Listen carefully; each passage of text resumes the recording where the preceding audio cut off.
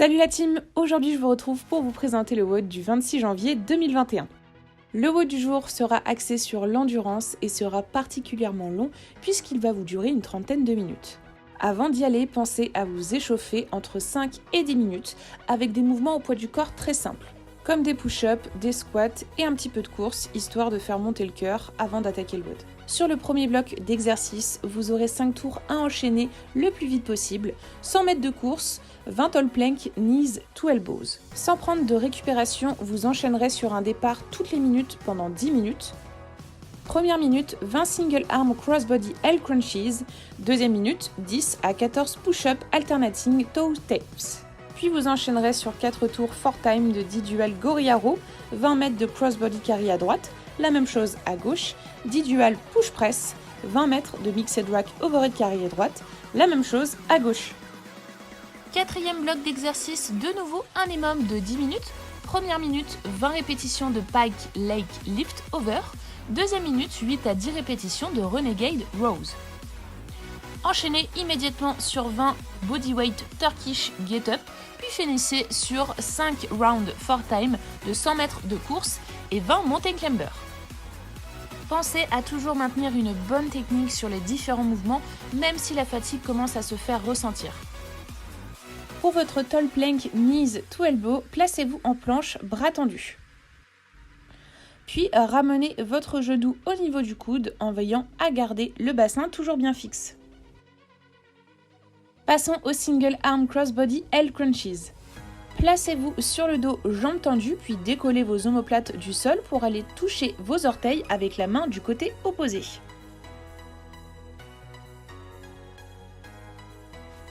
Pour vos push-up alternating toe taps, réalisez une push-up classique en ramenant la poitrine au sol.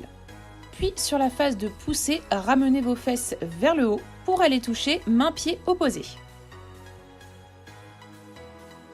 On continue sur les gorilla rows. Penchez votre buste vers l'avant en gardant le dos bien droit et en fléchissant les hanches. Vos kettlebells ou vos dumbbells doivent toucher le sol et vos bras doivent être tendus. Puis effectuez un tirage poitrine en alternant de bras à chaque répétition. Vous remplacerez cet exercice par des prone scapular retractions. Placez-vous sur le ventre et imaginez que l'on tire sur vos bras vers l'arrière. Vous devez sentir vos omoplates glisser vers l'arrière sur la montée, puis vers l'avant sur la descente.